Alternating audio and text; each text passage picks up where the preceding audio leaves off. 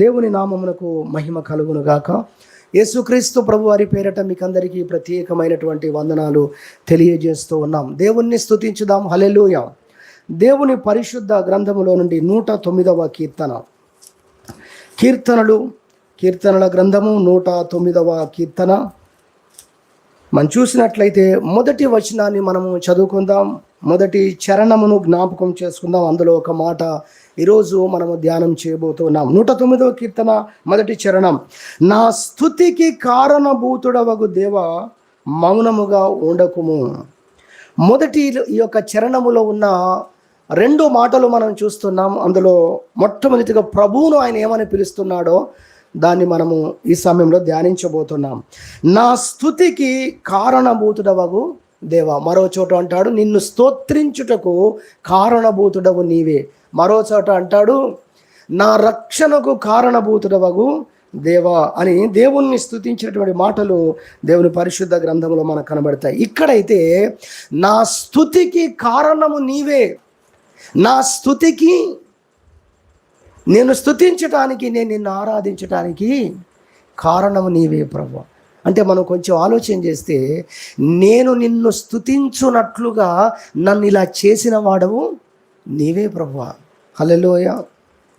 బాధతో ఉన్నాను, స్తుతించలేని పరిస్థితుల్లో ఉన్నాను, స్తుతించలేని వాతావరణంలోకి నేను వెళ్ళిపోయాను, కృంగుదలలో ఉన్నాను, విసిగి ఉన్నాను, అసహనముతో ఉన్నాను. కానీ ఈరోజు నేను నిన్ను స్తుతించగలుగుతున్నాను. దీన్ని విశేషణంగా చెప్తున్నాడు, దీన్ని ఒక అద్భుతంగా తీసుకొస్తున్నాడు. ఏమంటున్నాడు ఇక్కడ? ఈయన స్తుతించే స్తుతి ఏంటి? నా ప్రార్థన విన్నావు దేవా, నీకు స్తోత్రం. అద్భుత కార్యాలు చేసావు దేవా, మీకు స్తోత్రం అనే అంశాలు కాదు. అసలు ఇలా నేను నిన్ను స్తుతించున్నట్లుగా నన్ను నువ్వు చేసావు, నన్ను ఆ వాతావరణంలోకి నడిపించావు. హల్లెలూయా.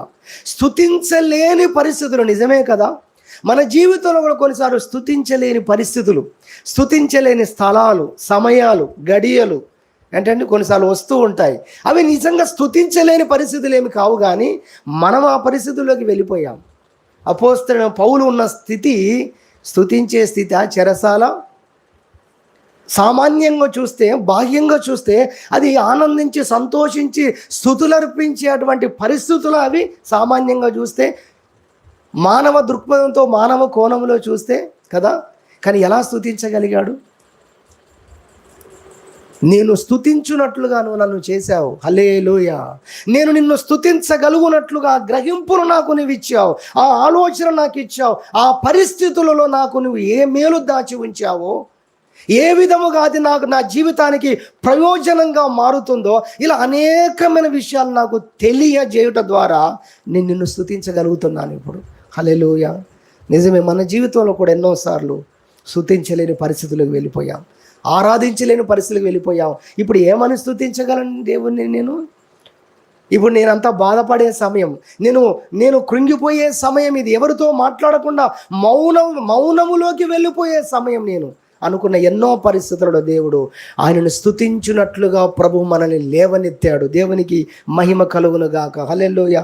భక్తుడు కృతజ్ఞతతో ఆ కార్యాలన్నీ జ్ఞాపకం చేసుకుని అంటున్నాడు, దేవా నేను ఈరోజు స్తుతిస్తున్నాను అంటే, ఈరోజు నేను నిన్ను మహిమపరుస్తున్నాను అంటే నిజంగా ఇది నీవు చేసిన కార్యమే ప్రభువా. నేను నిన్ను స్తుతించుటకు నీవే కారణం ప్రభువా అని దేవుణ్ణి ఆరాధించేటువంటి ఒక అద్భుతమైనటువంటి ఆ యొక్క అంశాన్ని దేవుని యొక్క పరిశుద్ధ గ్రంథంలో మనం చూస్తున్నాం. దేవుడు ఏ విధంగా ఆయనను దేవుణ్ణి స్తుతించేటట్లుగా చేశాడు.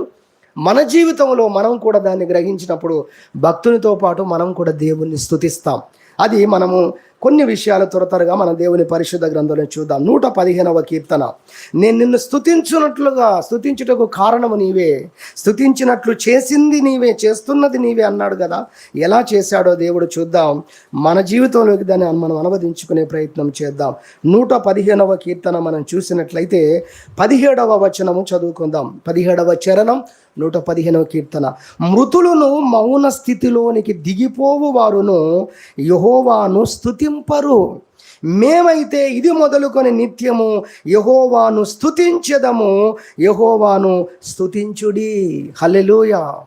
ఇక్కడ మనం చూస్తున్నాము, మృతులను తర్వాత మౌన స్థితిలోనికి దిగిపోయిన వారు దేవుణ్ణి స్తుతించలేరు. మృతి అంటే మనకు తెలుస్తుంది చనిపోయినటువంటి పరిస్థితి.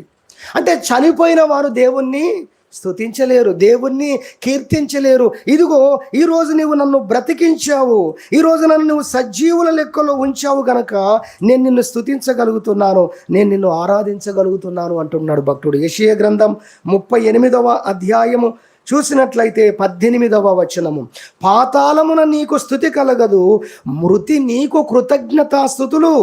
కృతజ్ఞతాస్తుతి చెల్లింపదు, సమాధిలోనికి దిగువారు నీ సత్యమును ఆశ్రయించరు, సజీవులే కదా నిన్ను స్తుతించుదురు.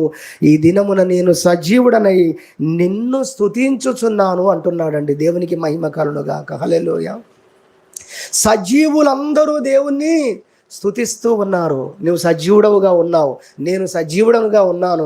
మనం ఏం చేయాలి? దేవుణ్ణి స్తుతించాలి. నేను నిన్ను స్తుతించున్నట్లుగా నీవు నన్ను బ్రతికించావు. ఇప్పుడు ఎందుకు బ్రతికించావు అంటే కూడా ఇక్కడ ఆన్సర్ వస్తుంది. ఎందుకు బ్రతికించాడు? దేవుణ్ణి స్తుతించడానికి. ఎందుకు పుట్టించాడు? యెషయా 43:7. ఎందుకు సృష్టించాడు దేవుడు? యెషయా 43:7లో ఏముంది? నా మహిమ నిమిత్తము నేను సృజించిన వారిని తెప్పించండి. హల్లెలూయా. ఎందుకు దేవుడు మనల్ని సృజించాడు? ఆయన నామ మహిమ కొరకు. మన చూపు ద్వారా, మన మాట ద్వారా, మన జీవితం ద్వారా, మన ప్రవర్తన ద్వారా దేవునికి మహిమ రావాలని మనల్ని సృష్టించాడంట. దేవునికి మహిమ చెల్లించుదాం. హల్లెలూయా. ఆయనకు మహిమను తీసుకొని వచ్చే వారంగా ఉండాలి.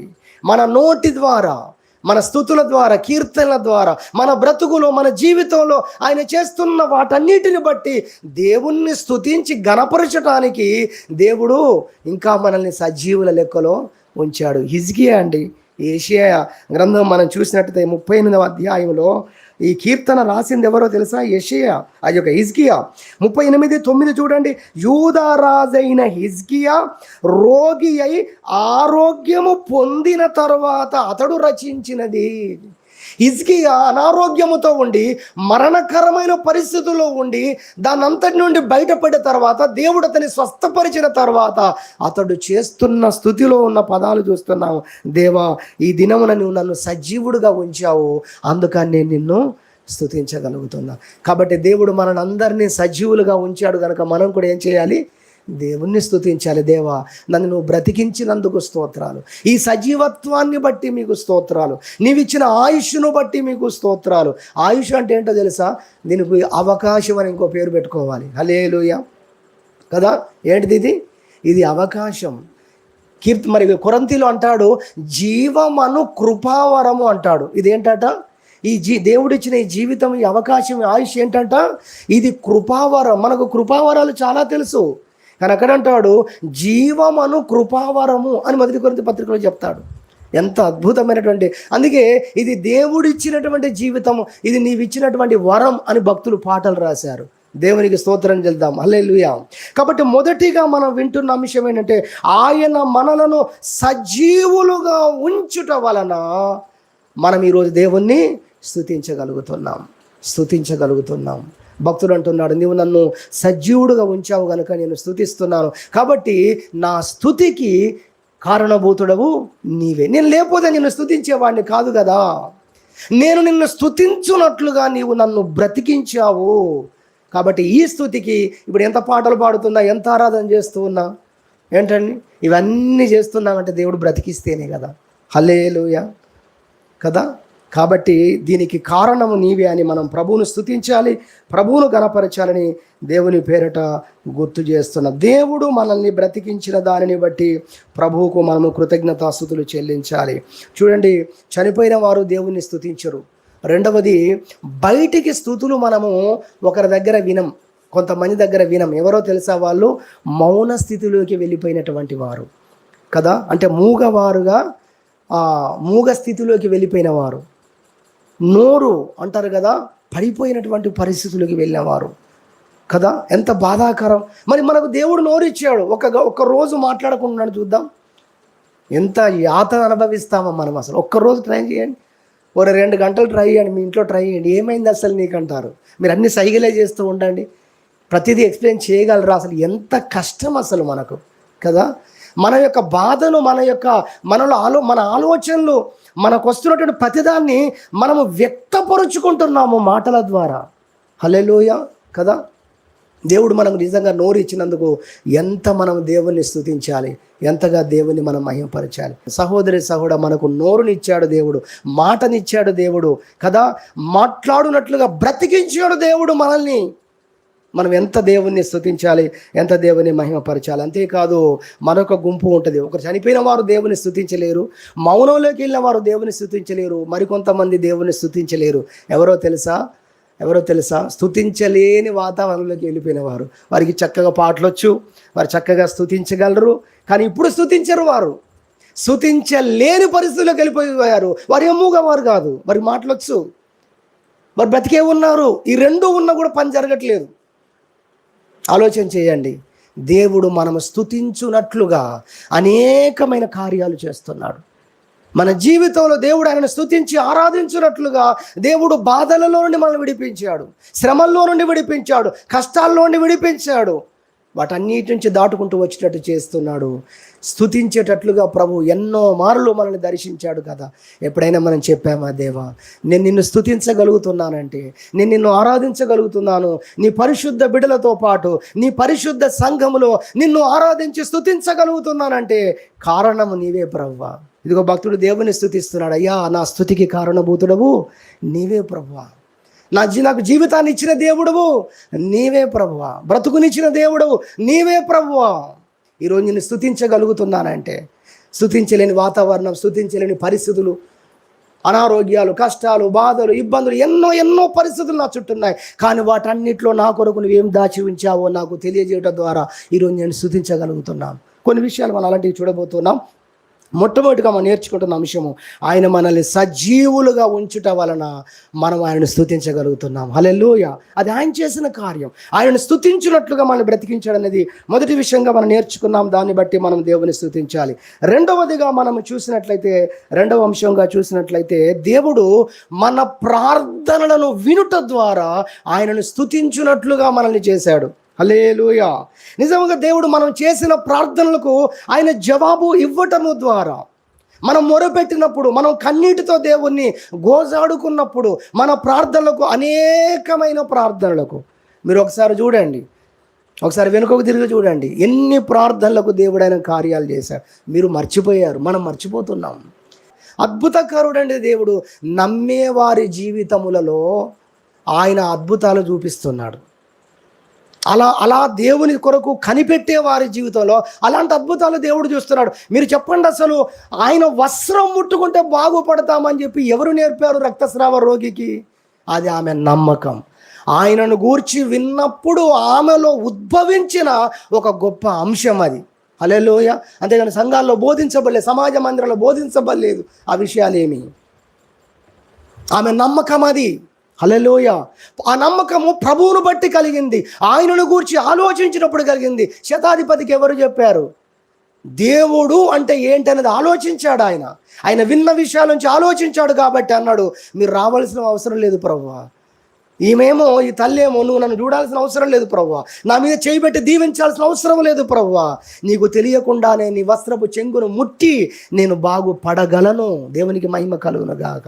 హల్లెలూయా. కాబట్టి దేవుడు మన జీవితంలో అనేకమైన ప్రార్థనలకు జవాబిచ్చిన విధానాన్ని బట్టి నిజంగా మనం దేవుణ్ణి స్తుతించగలుగుతున్నాం. ఈరోజు మనం ఆయన స్తుతించున్నట్లుగా ఆయన ఎన్నో మన ప్రార్థనలు విని ఉన్నాడు. వాటిని మనం జ్ఞాపకం చేసుకోవాలి. ప్రభువా, నేను నిన్ను స్తుతించినట్లుగా ఈరోజు పాటలు పాడుతున్నాను, ఈరోజు ఆరాధిస్తున్నాను, ఈరోజు సంతోషంగా ఉన్నాను. కారణం, నువ్వు నా అనేకమైన ప్రార్థనలు విన్నావు. నేను శ్రమలో ఉన్నప్పుడు, కష్టంలో ఉన్నప్పుడు, ఉపద్రవంలో ఉన్నప్పుడు నా ప్రార్థనలు విన్నావు ప్రభువా. అందుకే ఈరోజు నేను ఈ పరిస్థితిలో ఉన్నాను. అయ్యగారు ఆ పాట పాడిపించినప్పుడు సంతోషం అనిపించింది. ఈ స్థితిలో ఉన్నానంటే, ఇంకా బ్రతికి ఉన్నానంటే ఇది నీ కృప. ఎప్పుడు ఉండాలి మన హృదయంలో అది. దేవుని పరిశుద్ధ గ్రంథంలో చూస్తే మీ అందరికీ తెలుసు ఆ వాక్య భాగం. 10 మంది కుష్ఠరోగులు యేసుప్రభుకి ఎదురుగా వస్తారు. ఊరి అవతల ఉన్నారు వారు. ఎవరి స్థితిగతులన్నీ మనకు తెలుసు, ఎన్నోసార్లు ఆలోచించా. ఊరిలోకి రాలేని పరిస్థితి. ఆ పరిస్థితిలో ఉండి వారు మమ్మల్ని కరుణించుమని వారు కేకలు వేశారు. ప్రభు అన్నాడు, ఊరిలోకి వెళ్ళండి, యాజకునికి కనపరుచుకోండి. మిమ్మల్ని టెస్ట్ చేసేవారు, మిమ్మల్ని సర్టిఫై చేసేవారు ఉన్నారు కదా, వెళ్ళి కనపరుచుకోండి. వారు నిజంగా గొప్ప విశ్వాసులు, విశ్వాసం ఉంది, మంచి విశ్వాసులు వీరు, దేవుని నమ్మేవారు. కానీ ఒకటే లోపం, ఒక్కరిలో మాత్రమే కృతజ్ఞత ఉంది. విశ్వాసము ద్వారా నువ్వు అనేకమైన అద్భుతాలను పొందావు, నీ జీవితంలో అనేకమైన కార్యాలను చూసావు, కానీ తిరిగి దేవుణ్ణి స్తుతించావా? ఆ 9 మంది కుష్ఠరోగులాగా మనం ఉన్నామా?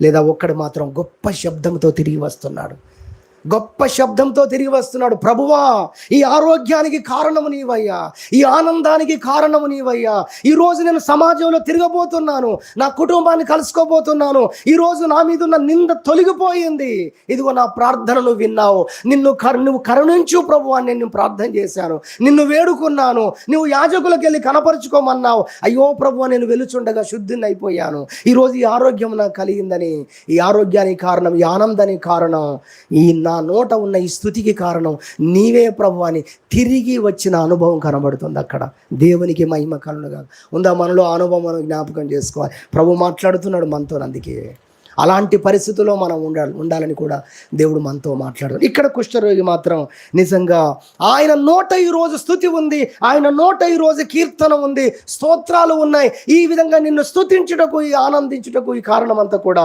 నీవు నా ప్రార్థన విన్నావు ప్రభువా. 2వ దినవృత్తాంతముల గ్రంథం 20వ అధ్యాయం మీరు చూస్తే 12వ వచనంలో యెహోషాపాతు రాజు ప్రార్థన చేస్తున్నాడు. ఊరంతా దేశం ప్రార్థనలో ఉంది. ఆ రోజున వాళ్ళు ఉపవాసం ఉండి ప్రార్థన చేస్తున్నారు. ప్రభువా మేము చిన్న దేశం, మాది చిన్న ప్రాంతం, మాది, మా సైనిక బలం ఎంత, మా దగ్గర ఉన్నటువంటి ఆయుధ బలం ఎంత నాయన, 3 రాజ్యాలు, బలమైన రాజ్యాలు మా మీదకి దండెత్తు వస్తున్నాయి. 12వ వచనంలో వారు అంటారు, ప్రార్థన చేస్తారు యెహోషాపాతు, అయ్యా మాకు బలము చాలదు, నీవే మాకు దిక్కు అని ప్రార్థన చేస్తాడండి. నీవు తప్ప మాకు వేరే ఆధారము లేదయ్యా. ఎంత మొరపెట్టి ఉంటారో, ఎంత కన్నీళ్ళు విడిచి ఉంటారో, వారి భార్యలను చూసినప్పుడు, వారి పిల్లలను చూసినప్పుడు ఎంత కన్నీరు మున్నీరైపోయి ఉంటారో వారు. నిజంగా పరిస్థితులలో వారు దేవుని పాదాలు పట్టుకొని ప్రార్థన చేశారు. అయితే దేవుడు ఎంత గొప్ప కార్యం చేశాడు. మీరు యుద్ధం చేయవలసిన పని లేదన్నాడు. దేవునికి మహిమ కలుగునుగాక. మీరు పోట్లాడవలసిన పని లేదు, యెహోవాయే యుద్ధము, నేనే మీ పక్షమున యుద్ధము చేయబోతున్నానని దేవుడు చెప్పాడు. 3 రాజ్యాల వారి మీదకి వచ్చినప్పుడు వారిని నరుక్కొని పొడుచుకొని ఒకరికొరు చంపుకొని అంతా నేలపాలైపోయారు, అందరూ కూలిపోయారండి. హల్లెలూయా. అప్పుడు అలాంటి పరిస్థితుల్లో నిజంగా యెహోషాపాతు హృదయం, ఆ యొక్క రాజ్యములో ఉన్న వారందరి హృదయం ఎలా ఉండాలి? దేవుడు చెప్పిన మాటను బట్టి వారు పెద్ద స్తుతి బృందాన్ని ఏర్పాటు చేసుకున్నారు. ఎప్పుడైతే ప్రభు నేను మీ పక్షమున యుద్ధం చేస్తాను అని జవాబిచ్చాడో వారి ప్రార్థనకు, వారు స్తుతి కూటం పెట్టుకున్నారు. హల్లెలూయా. వారు స్తుతితోనే యుద్ధ రంగంలో వారు అడుగుపెట్టారు. కాబట్టి వారి ప్రార్థన విన్నారు. ఇప్పుడు వారు ఏమైనా స్తుతించుంటారు, ప్రభువా మేము ప్రార్థించాము, మేము మొరపెట్టాము, నువ్వు మా ప్రార్థన విని మాకు ఉత్తరం ఇచ్చావు, అందుకై నీకు స్తోత్రము. కాబట్టి దేవుడు మన ప్రార్థనలను వింటున్న విధానాన్ని బట్టి మనం ప్రభువును స్తుతించాలి, ప్రభువును గణపరచాలి. నా ప్రార్థనలన్నీ విన్న దేవుడవు నీవేనయ్యా. ఈరోజు నేను జవాబు పొందిన వ్యక్తిగా, కార్యములు పొందిన వ్యక్తిగా, మేలు పొందిన వ్యక్తిగా ఉన్నానంటే కారణం నీవు నా ప్రార్థన విన్నావు గనుక. హల్లెలూయా. ఈరోజు నన్ను స్తుతించగలుగుతున్నాను, సంతోషంగా ఉన్నానంటే నీవు నా ప్రార్థన విన్నావు గనుక. మొదటిది, నువ్వు నన్ను బ్రతికించావు గనుక. 2వది, నా ప్రార్థన విన్నావు గనక. పేతురు, యోహాన్లు మందిరంలోకి వెళ్ళిపోతున్నప్పుడు కుంటివాడు భిక్షం అడుక్కుంటున్నాడు. అందరిని అడిగినట్టే అడిగాడు. వాళ్ళు ప్రత్యేకంగా ఏం అడగలేదు. అసలు వారి దగ్గర ఏం ప్రత్యేకత కూడా పైకి ఏం కనబడదు కూడా. అందరిని అడిగినట్టే భిక్షం అడిగాడు. కానీ వారేమన్నారు? మా దగ్గర వెండి బంగారాలు లేవు, కానీ మాకు కలిగినదే మీకు ఇచ్చుచున్నామని చెప్పారు. చెప్పినప్పుడు ఆ విధంగా ఎప్పుడైతే చెప్పారో, పలికారో, వెంటనే అతడు లేచి నడిచినట్లుగా మనం దేవుని పరిశుద్ధ గ్రంథములో మనం చూస్తాం. వాని చేయి పట్టుకొని వారు లేపారు. చూడండి, అపోస్తల కార్యం 3వ అధ్యాయం 7వ వచనం. వాని కుడి చేయి పట్టుకొని లేవనెత్తెను, వెంటనే వాని పాదములను చీనమండరమును బలము పొందెను. వాడు దిగ్గున లేచి నిలిచి నడిచెను, నడుచుచు గంతులు వేయుచు. తర్వాత మాట చదువుతారా? ఒకరిద్దరు తీసుంటారు. దేవుణ్ణి స్తుతించుచు వారితో కూడా దేవాలయములోకి వెళ్ళెను. వాడు నడుచుచు దేవుణ్ణి స్తుతించుట ప్రజలందరూ చూచి, శృంగారమును దేవాలయపు ద్వారమునొద్ద భిక్షము కొరకు కూర్చుండిన వాడు వీడే అని గుర్తెరిగి వానికి జరిగిన దానిని చూచి విస్మయముతో నిండి పరవశులైరి. హల్లెలూయా. మన ప్రార్థనలు దేవుడు ఆలకించాడు కాబట్టి ఈరోజు ఈ స్థితిలో మనం ఉన్నాం. అతడు ఏ స్థితిలో ఉండేవాడు? ఆలయం యొక్క మెట్ల దగ్గర కూర్చుండేవాడు. ప్రతిదినం ఎవరు ఎంత భిక్ష వేసినా తెల్లారి మళ్ళీ అదే చోటుకు రావాలి, అదే పరిస్థితిలో ఉండాలి. కానీ యేసయ్య ఆ భిక్షకుని దర్శించాడు. ప్రభువు తన సేవకుల ద్వారా దర్శించాడు. తన బ్రతుకులో మెట్ల దగ్గర కూర్చుండే అవసరత లేకుండా పోయింది. దేవునికి మహిమ కలుగును గాక. హల్లెలూయా. అంతకుముందు ఒకసారి చెప్పాం మేము మీకు, ఒక తల్లి ఒక కుమారుడు వారి కుటుంబము చర్చి యొక్క మెట్ల దగ్గర కూర్చున్నారు. కారణం ఏంటో తెలుసా? వాళ్ళ భిక్షకులు కాదు. కారణం ఏంటో తెలుసా? వారి పేదరికం. వారి బట్టలు బాగా లేవు, స్నానం చేసి చాలా రోజులైపోయింది, బట్టలు ఉత్తుకోవడానికి కూడా సబ్బు లేదు. అలాంటి దీనమైన పరిస్థితిలో మాసిపోయిన బట్టలతో వస్తే చర్చి దగ్గర ఉన్న వాచ్మెన్స్ భిక్షకులు అనుకొని వారిని దూరంగా ఉండండి, మీరు చర్చిలోకి వెళ్ళొద్దు అని ఆపేశారంట. కథ కాదు, జరిగింది. యూట్యూబ్లో ఆ సాక్ష్యం మీరు వినొచ్చు. లేదండి మేము భిక్షకులం కాదండి, పరిస్థితి చూడండి ఎలా ఉందో, మేము భిక్షకులం కాదండి, మా పేదరికం అండి, అయితే కావచ్చు మీరు ఇక్కడ ఉండండి, బాగాలేదు పరిస్థితి, లోపలికి వెళ్తే అందరికి ఇబ్బంది అవుతుందేమో ఇక ఏమేమి చెప్పి ఉంటాడో మొత్తానికి ఆపేశాడు. ఆ మెట్ట దగ్గర కూర్చో, అయినా పర్వాలేదు, ఇది దేవుని మందిరం కాదా, ఆయన మెట్ట దగ్గర కూర్చున్నా చాలు కదా. కోరవ కుమారులు అంటారు, ఆయన ద్వారమునద్ద కూర్చుండుట మాకు ఇష్టం, ఆయన గడప దగ్గర ఉంటే చాలు, అక్కడ ఉండి సేవ చేస్తే చాలు. అక్కడ మనం చూసినట్టయితే అలానే కూర్చున్నారు. అయితే ఆ రోజు ఆ చర్చికి ఒక స్పీకర్ వచ్చాడు, ఓ దైవజనుడు వచ్చాడు, ప్రవక్త. ఆయన చెప్తున్నాడు, వాక్యం చెప్తూ వాక్యం మధ్యలో ఆయన చెప్తున్నాడు, ఈరోజు దేవుడు ఒక కుటుంబాన్ని గురించి చెప్పమంటున్నాడు. ఆ కుటుంబం ఎక్కడుందో తెలుసా? మెట్ల దగ్గర ఉన్నారని చెప్పాడు ఆయన. వాళ్ళు మెట్ల దగ్గర ఉండి కనిపెట్టుకుంటున్నారు నా మాట కోసం. అయితే నేను వారిని లేవనెత్తబోతున్నాను, వారి కన్నీటిని చూసి ఉన్నాను, వారి దుఃఖాన్ని నేను చూసి ఉన్నాను, వారి జీవితంలో నేను కార్యం చేయబోతున్నాను అని చెప్తే ఇప్పుడు అందరూ ఆ మెట్ట దగ్గర ఎవరున్నారు? ప్రభువు నిన్ను పిలుస్తున్నాడని గుడ్డివాని పట్టుకెళ్ళారు. చూసారా? దావీదు కుమారుడు నన్ను కరుణించమని కేకలు వేసి వేసి యేసు ప్రభు దాటిపోతే వెళ్ళిపోయాడు, ఇంకెందుకు అరుస్తున్నావు? మౌనంగా ఉండాలి. గద్దించారు కదా. యేసు ప్రభు పిలిచిన తర్వాత విలువ లేని వాడికి, తోసివేయబడ్డ వాడికి విలువ వచ్చింది, స్థానం వచ్చింది, ఘనత కలిగింది, గౌరవం కలిగింది. దేవునికి మహిమ కలుగును గాక. హల్లెలూయా. అప్పుడు అందరూ మెట్ల దగ్గరికి వచ్చారు. ఎవరా వ్యక్తి, ఎవరా కుటుంబం అని అందరూ పరుగు పరున వచ్చి చూస్తే ఈ దీనమైన పరిస్థితిలో ఉన్న ఒక కుటుంబం. ఆ చర్చిలోకి తీసుకున్నారు, వారి కొరకు ప్రార్థన చేశారు. పశ్చాత్తాపడేవారు పశ్చాత్తాపడి ఉంటారు. వాచ్మెన్ సంగతి చెప్పవలసిన లేదుగా. ఎలా ఉంటాడో వాచ్మెన్, అయ్యో నేను వీరిని కదా నేను దూరం కొట్టింది, దేవుని దృష్టిలో ఉన్న వారిని కదా నేను పక్కకు వెళ్ళమంది, ఎంత బాధపడ్డాడో.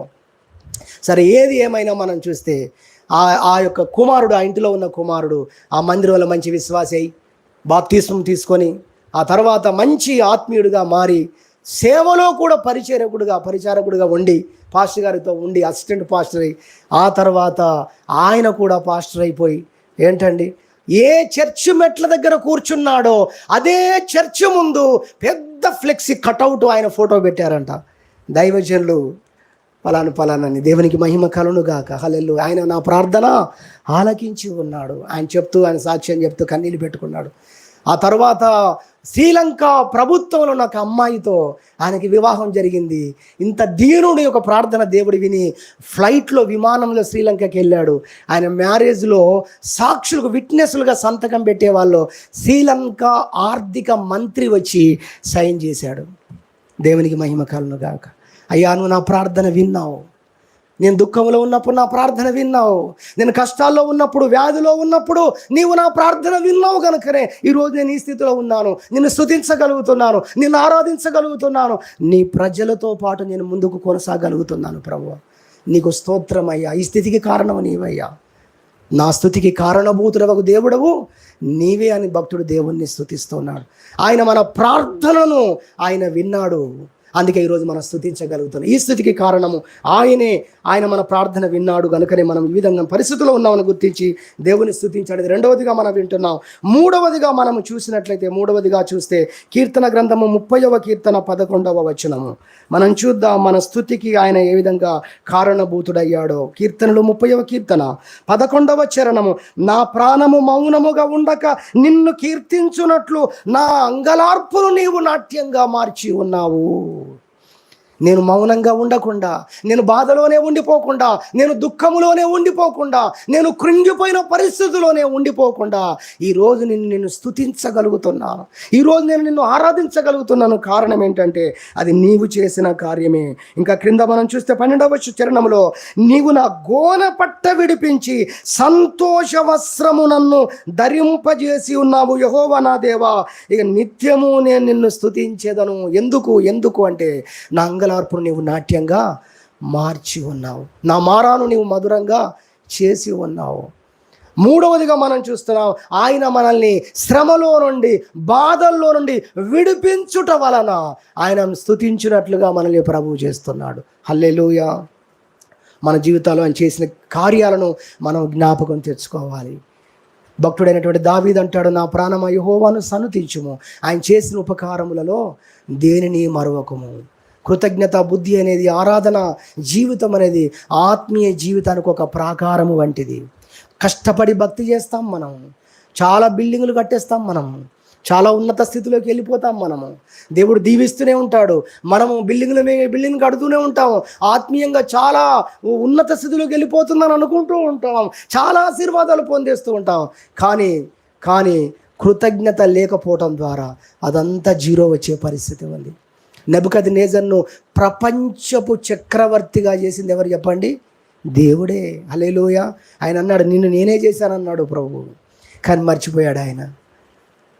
మానవునికి ఒక మానవుని రాజుగా చేసి సింహాసనం మీద కూర్చోబెట్టి ప్రపంచం మొత్తం నా చేతికి దేవుడు అప్పగిస్తే నేను మర్చిపోయాను అయ్యా, నీ కార్యాలు నేను గుర్తించలేకపోయాను, మానవుల రాజ్యం పైన నీవు అధికారి అయి ఉన్నావన్న సంగతి నేను మర్చిపోయాను ప్రభువా, నేను మర్చిపోయానని బాగుపడ్డాక, స్పృహ కలిగాక 7 సంవత్సరాలు శిక్ష పొందిన తరువాత ఆయన దేవుణ్ణి స్తుతించినట్టుగా బైబిల్లో మనకు కనబడుతుంది. మన జీవితాలు ఆయన చేస్తున్న మేలను మనం జ్ఞాపకం చేసుకోవాలి. మర్చిపోతున్నాం కాబట్టి స్తుతించలేకపోతున్నాం. దేవుడు చేసిన కార్యలో ఏ ఒక్కటి చేయకుండా ఉన్న ఎడల, క్రిటికల్ పరిస్థితులు, ప్రమాదకరమైన పరిస్థితులు, ఉపద్రవాలు, వాటిలో ఏ ఒక్కటి దేవుడు చేయకపోయినా నేను బ్రతికి ఉండేవారం కానే కాదు. కరోనా టైంలో ఎంతమంది చనిపోయారు. వారికంటే గొప్పవారమనా? వారికంటే ఎక్కువ జాగ్రత్తలు తీసుకున్నామనే మనము. దేవుని యొక్క కృప మనమే, ఆయన కనికరం మనమే ఉంది. నూతనమైన వాత్సల్యత ప్రతిదినము మన ఎడల ఆయనకు పుట్టుచున్న కారణమే కదా అంటాడు విలాప వాక్యములలో. దేవునికి మహిమ కలుగును గాక. హల్లెలూయా. హన్నా అనేటువంటి ఒక స్త్రీని బైబిల్లో మనం చూస్తాం. 1 సమూయేలు గ్రంథం 1వ అధ్యాయం 10వ వచనం నుండి 15వ వచనంలో మనం త్వరగా 2 విషయాలు చెప్పుకొని ముగించుకుందాం, సమయం అయిపోతుంది. అయితే ఆమె మందిరంలోకి వచ్చి కన్నీళ్లతో ప్రార్థన చేస్తుంది. ప్రభువా, నా జీవితంలో నేను బాధతో ఉన్నాను, నలిగిపోతూ ఉన్నాను, బయటికి వెళ్ళలేని పరిస్థితుల్లో ఉన్నాను. ఆ దినాల్లో ఇంకా చాలా బాధాకరమైన పరిస్థితి, సంతానము లేని పరిస్థితి, ఆ దినాల్లో చాలా బాధాకరమైనటువంటి పరిస్థితి, అది ఒక నిందగా భావించేటువంటి పరిస్థితులు ఉన్నటువంటి దినాలవి. ఆ దినాల్లో ఆ తల్లి మందిరానికి వచ్చినప్పుడల్లా దుఃఖముతో, ఇంట్లో పోరు, జీవితంలో నెమ్మది లేదు, జీవితంలో జవాబు లేదు, ఈ పరిస్థితుల్లో మందిరంలోకి వచ్చి బహు దుఃఖాక్రాంతురాలై ఏడుస్తుంది దేవుని యొక్క సన్నిధానంలో. చెప్పాలంటే ఒక అంగలార్పు ఆమె జీవితంలో ఉంది, ఒక వేదన ఆమె జీవితంలో ఉంది. అయితే దేవుని పరిశుద్ధ గ్రంథంలో చూస్తాం, ఒక రోజు దేవుడు ప్రవక్త ద్వారా లేదా అక్కడ యాజకుని ద్వారా దేవుడు ఆమెతో మాట్లాడాడు, ఏలి ద్వారా మాట్లాడాడు. ఇదిగో నీకు సంతానం కలగబోతుందని చెప్పాడు. మరలా వచ్చే సంవత్సరానికల్లా నీ చేతుల్లో కుమారుడు ఉండబోతున్నాడని చెప్పాడు. ఆ నాట నుండి ఆమె దుఃఖముఖిగా ఉండుట మానెను అని బైబిల్ రాసింది. ఆమె యొక్క బాధ, ఆ యొక్క అంగలార్పును దేవుడు నాట్యంగా మార్చాడు. బైబిల్లో మనం చూస్తే 1 సమూయేలు గ్రంథంలో 2వ అధ్యాయంలో చూస్తే, ఆ 2వ అధ్యాయం అంతా కూడా ఆమె చేసినటువంటి స్తుతి ప్రార్థన మనకు కనబడుతుంది. అది హన్నాకు సంబంధించింది. ఎంత గొప్ప విషయం!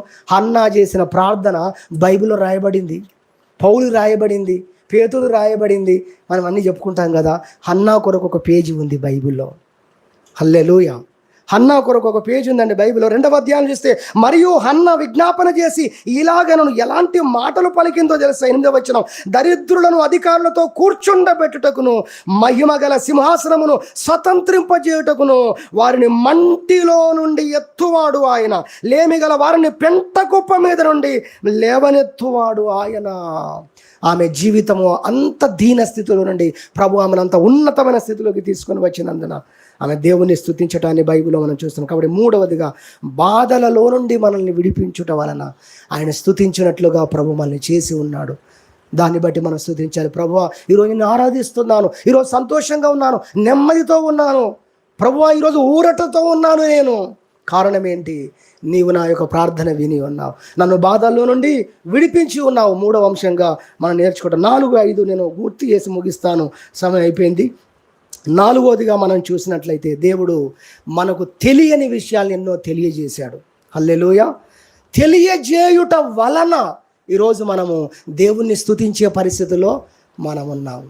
దానియేలు గ్రంథములో మనము చూసినట్లయితే అక్కడ ఉన్నటువంటి పరిస్థితిని గురించి మనం చూస్తాం. రాజు ఒక కల కన్నాడు, ఆ కలం భావం చెప్పేవారు ఎవరు లేరు. ఇప్పుడు షద్రకు, మేషకు, అబేద్నెగో, దానియేలు నలుగురు అందరితో పాటు చంపబడే పరిస్థితిలోకి వెళ్ళిపోయారు.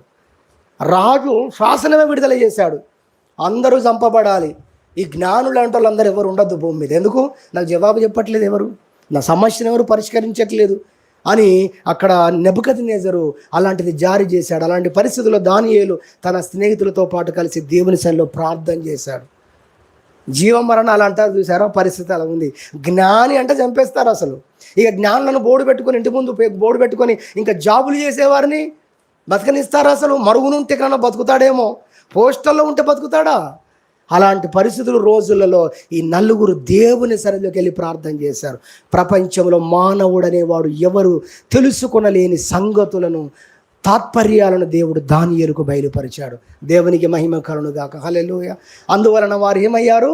బ్రతికారు, దేవుణ్ణి స్తుతించగలిగారు, దేవుని కొరకు జీవించగలిగారు. చాలాసార్లు మన జీవితంలో మనం కూడా కొన్ని విషయాలు అర్థం కాక మనం బాధపడ్డ సందర్భాలు ఎన్ని లేవు.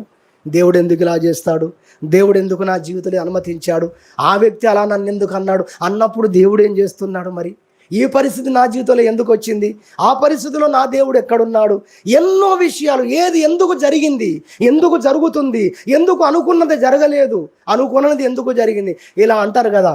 1,00,000 ప్రశ్నలు, $1 మిలియన్ ప్రశ్న అంటారు కదా. అలాంటి ప్రశ్నలు ఎన్నో మన మనసును తొలిచి వేసిన పరిస్థితులలో మనం దేవా నా ప్రార్థనకు జవాబు ఇవ్వండి.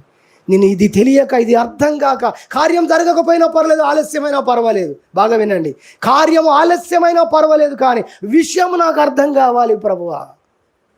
ఏది ఎందుకు జరుగుతుందో నాకు అర్థం కావాలి ప్రభువా. ఎన్నిసార్లు నీ మనసులో ఆ విధంగా నువ్వు అనుకోలేదు. నీ వ్యక్తిగతమైన సమస్యలు, కుటుంబపరమైన సమస్యలు, ఎన్నో విషయాలలో దేవుడు ఏం చేశాడు? ఆయన తెలియని విషయాలు మనకు ఆయన బయలుపరిచాడు. ఇర్మియా గ్రంథం, దేవుని ఫోన్ నెంబర్ అని చెప్తూ ఉంటారు, 33:3 దేవుని ఫోన్ నెంబర్ అని చెప్తూ ఉంటారు. నువ్వు నాకు మొరపెట్టుము, నేను నీకు ఉత్తరం ఇచ్చేదను. ఎలాంటి ఉత్తరం ఇస్తాడు చెప్పండి? ఇప్పుడు అది అందరికీ తెలుసు, ఇది తెలియాలి. ఎలాంటివి చెప్తాడు? నీవు నీ గ్రహింపులో లేనివి, నీవు గ్రహింపలేనివి, నీ గ్రహింపులో లేవు, అసలు నువ్వు గ్రహింపలేవు. చూసారా ఎంత ఉందో అందులో? నీవు ఇదివరకు గ్రహించలేదు, ఇప్పుడు గ్రహించుదామంటే కూడా నువ్వు గ్రహించలేవు. నీవు గ్రహింపలేని విషయాలను నేను నీకు తెలియజేసి నీకు గ్రహింపులోకి తీసుకొని వస్తాను నేను అన్నాడు దేవుడు. హల్లెలూయా. అలా చేశాడు కాబట్టే ఇప్పుడు మనం ఎలా ఉన్నాం? అనుకున్నది రాకపోయినా ఏంటండి, వద్దనేది మన జీవితంలో వచ్చినా, ఈ మార్గంలో నడవద్దు ప్రభు అనుకున్నా నడుస్తూ కూడా అయినా పర్లేదు ప్రభు, దేవా నీకు స్తోత్రం, నీవుంటే నాకు చాలు యేసయ్యా అని పాట పాడుతున్నాం ఇప్పుడు మనం. హల్లెలూయా. ఏం జరిగింది నీ జీవితం? అనుకుంది వచ్చిందా? రాలేదు. వద్దనుకున్నావు, ఏదో భయపడ్డావు, అది రాకుండా ఉందా? లేదా అది వచ్చింది పోయింది. మరి ఎలా సంతోషంగా ఉన్నావు? దేవుడు నాకు కొన్ని విషయాలు తెలియపరిచాడు. హల్లెలూయా. అర్థమవుతుందా? దేవుణ్ణి మనం స్తుతించినట్లుగా, దేవుణ్ణి మనం ఆరాధించినట్లుగా దేవుడు తెలియని విషయాలను, మనం తెలియక సతమతమవుతూ ఆయన స్తుతించలేని వాతావరణంలో, ప్రార్థించలేని వాతావరణంలో ఉన్నప్పుడు దేవుడు మన సంగతులను ఆయన మనకు తెలియజేశాడు. అందును బట్టి మనం దేవుని స్తుతించే పరిస్థితిలోకి వచ్చాం. దానికి కూడా కారణం ఆయన. చివరిది 5వదిగా చూస్తే దేవుడు మనని ఆయన స్తుతించినట్లుగా ఏం చేశారంటే విశ్వాస నిరీక్షణను దేవుడు మనకు అనుగ్రహించాడు. హల్లెలూయా. ఇంతకు మించిన ఆస్తి ప్రపంచంలో లేదండి అసలు. దాని విలువ తెలియాలంటే పరలోకం పోతేనే తెలుస్తుంది కూడా. ఎందుకంటే విశ్వాసానికి రేటు కట్టేవాళ్ళు భూలోకంలో ఎవరున్నారు? దాని విలువను తూచి త్రాసులో పెట్టి చేసేవారు ఎవరున్నారు? తెలిస్తే కదా భక్తులకు మాత్రమే విశ్వాస విలువలు తెలుసు. నువ్వు గొప్ప విశ్వాసం కలిగి ఉన్నావు అనుకో, దాని విలువ ఒక భక్తుని ముందుకు నువ్వు వెళ్ళి నిలబడ్డప్పుడే నీలో దేవుడు ఇచ్చిన విశ్వాసం ఎంత గొప్పదో దాని గురించి ఆయన ప్రశంసిస్తాడు, లేదా అమ్మ నీకు రేపు గొప్ప బహుమానం ఉంటుందని చెప్తాడు దాని గురించి. కానీ విశ్వాసం యొక్క విలువ తెలియని మనుషుల ముందు నువ్వెంత గొప్ప విశ్వాసాన్ని ప్రదర్శించినా వాళ్ళు తెలుసుకోక పోవచ్చు. అయినంత మాత్రాన ఇది తక్కువ కాదు. దీని విల పరలోకం మాత్రమే చెప్పగలదు. దేవునికి మహిమ కలుగును గాక. హల్లెలూయా. ఒక బాలుడు క్రికెట్ ఫుట్బాల్ ఆడడం అలవాటట. ఒక రోజు స్కూల్ నుంచి వచ్చేటప్పుడు రోజు తన్నుకుంటూ వస్తాడట. ఆయనకు అదే కదా ఆట, అందుకని ఇంట్రెస్ట్ కాబట్టి రాయింది అనుకుంటూ వస్తున్నాడట. ఇంటికి వచ్చి ఊరు దగ్గరికి రాగానే, ఇల్లు దగ్గర రాగానే గోల్ చేసినట్టుగా ఒక్కసారిగా ఒక తన్ను తనితే ఆ రాయి ఎటో దూరం వెళ్ళిపోతుంది. అలాంటి పరిస్థితి. ఒక రోజు అలానే ఒక రాయిని అలా చిన్నగా తన్నుకుంటూ ఇంటి దగ్గర ప్రాక్టీస్ అన్నమాట అయింది ఫుట్బాల్. అలా చిన్నగా తన్నుకుంటూ ఇంటి దాకా వచ్చాడు. ఇంటికి వచ్చిన తర్వాత ఒక తన్ను తన్నేసి వెళ్ళిపోయాడు, ఇంట్లోకి వెళ్ళిపోయాడు.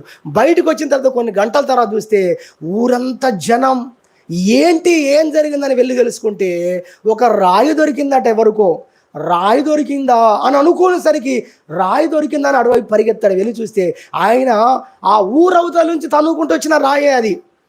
ఆ రాయి పట్టుకొని ఒక వ్యక్తి ఉన్నాడు. అందరూ దాని గురించి చెప్తున్న మాట ఏంటంటే ఇది మామూలు రాయి కాదు, ఇది వజ్రం అంటున్నారు. హల్లెలూయా.